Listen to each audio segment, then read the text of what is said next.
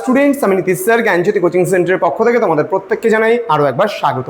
তো আজকে তোমাদের সঙ্গে আমি আলোচনা করব বাঁকুড়া বিশ্ববিদ্যালয়ের অধীনস্থ যে সমস্ত ছাত্রছাত্রীরা যারা বিভিন্ন কলেজগুলোতে 7 সেমিস্টারে পড়াশোনা করছো তাদের জন্য আজকে মেজর পেপার 19 এর বেঙ্গলি যে সিলেবাস রয়েছে সেই সিলেবাসের 19 নাম্বার পেপার থেকে আজকে আলোচনা করব। তোমাদের এই পেপারে রয়েছে বাংলা উপন্যাস, এবং এই বাংলা উপন্যাসের মধ্যে কোন কোন বিষয়গুলো তোমাদের থাকছে, সিলেবাসের অন্তর্গত কোন কোন উপন্যাসগুলো করা হয়েছে সেই নিয়ে বিস্তারিত আলোচনা হবে কিন্তু আজকের এই ক্লাসটিতে। যারা ফার্স্ট টাইম ভিডিওটি দেখছো অবশ্যই চ্যানেলটিকে সাবস্ক্রাইব করো, পাশে থাকা বেল আইকন অল প্রেস করো, তোমার ফ্রেন্ডদের সঙ্গে ভিডিওটি শেয়ার করো যারা পড়তে চায় এবং যারা জানতে চায়। চলো শুরু করব আজকের ক্লাসটি। কি রয়েছে তোমাদের বাঁকুড়া ইউনিভার্সিটির আন্ডারে এই পেপারটিতে রয়েছে 7 সেমিস্টারে বাংলা উপন্যাস পর্বটা রয়েছে। এখানে উপন্যাসের মধ্যে কি কি রয়েছে? একক নাম্বার 1 এ রয়েছে শ্রীকান্ত উপন্যাস প্রথম পর্ব, শরৎচন্দ্র চট্টোপাধ্যায় রচিত। রয়েছে একক নাম্বার 2 এ জাগরী নামক উপন্যাস এবং সেটা সতীনাথ ভাদুরী রচিত। রয়েছে 3 নাম্বার এককে টানাপোড়েন নামক উপন্যাস সমরেশ বসু রচিত, এবং একক নাম্বার 4 এ রয়েছে কবি বন্দঘাটি তোমার হচ্ছে গাইর জীবন ও মৃত্যু, এটা মহেশ্বেতা দেবী রচিত। ঠিক আছে, এই 4টা উপন্যাস কিন্তু তোমাদের 4টা একক থেকে কিন্তু পড়তে হচ্ছে সিলেবাসে। এবার আমরা একটু ডিটেলসে জেনে নিই। বলছে একক নাম্বার 1 এ বাংলা উপন্যাস পাঠে তোমাদের অবশ্যই যে শ্রীকান্তের প্রথম পর্ব আছে সেই বইটা তোমরা কিনে নিতে পারো শ্রীকান্তের ওপরে। এছাড়া আমরা সহায়িকার ওপরে একটা বই বের করছি। এছাড়াও তোমরা গুগল থেকে পিডিএফ গুলোকেও পেতে পারো, বা ইবুকের প্রয়োজন পড়লে আমাদের সাথেও নক করতে পারো। আমরা ইবুকের জন্য কোনো পয়সা আমরা নেব না, এগুলোর ওপরে আমরা সচরাচর তোমাদের ডাউনলোড করে প্রোভাইড করে দেবো।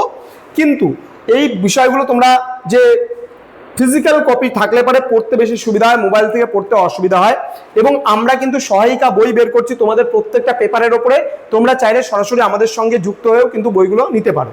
তো এখানে বাংলা কথা সাহিত্যের এক কালজয়ী আত্মজীবনিক উপন্যাস, ভবঘুরে ও মুক্তপ্রাণ চরিত্রের আত্ম অনুসন্ধানের নিখুঁত চিত্রণ, বাঙালি সমাজের মনস্তাত্ত্বিক জটিলতা এবং আবেগের মেলবন্ধন সম্পর্কে আমরা এই উপন্যাসে জানবো। বাংলা উপন্যাস পাঠ দ্বিতীয় যে একক রয়েছে সেখানে জাগরী, সতীনাথ ভাদুরী রচিত। 1942 সালে ঐতিহাসিক ভারত ছাড়ো আন্দোলনের প্রেক্ষাপটে কিন্তু এই উপন্যাসটা রচিত হয়েছিল। এখানে কারাগারে বন্দি ফাঁসির আসামির গভীর মনস্তাত্ত্বিক দ্বন্দ্ব এবং আত্মবিশ্লেষণের কথা এখানে রয়েছে। দেন বাংলা সাহিত্যের এক অনন্য এবং রাজনৈতিকভাবে সচেতন একটা উপন্যাস কিন্তু এটা সতীনাথ ভাদুরী রচিত। ক্লিয়ার? নেক্সট রয়েছে বাংলা উপন্যাসের একক নাম্বার 3তে রয়েছে টানাপোড়েন। টানাপোড়েনে রয়েছে সমরেশ বসু রচিত। আধুনিক মানব জীবনের অবক্ষয় কি করে দিনের পর দিন হচ্ছে, সংকট, সামাজিক বাস্তবতার মেলবন্ধন এই উপন্যাসে ধরা পড়েছে।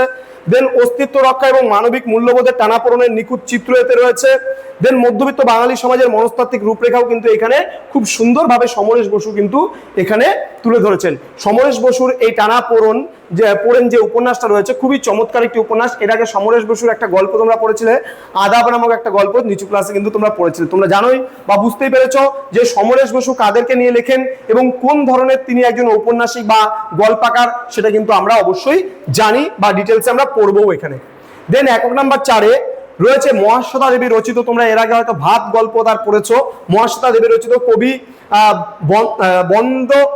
বন্দঘটি তোমার হচ্ছে গাইর জীবন ও মৃত্যু, নিম্নবর্গীয় মানুষের সংগ্রাম এবং প্রান্তিক জীবনের ঐতিহাসিক আখ্যান তিনি তুলে ধরেছেন তার এই উপন্যাসে। লৌকিক সংস্কৃতি, শোষণ এবং প্রতিবাদের এক জ্বলন্ত প্রতিচ্ছবি তুলে ধরেছেন তিনি।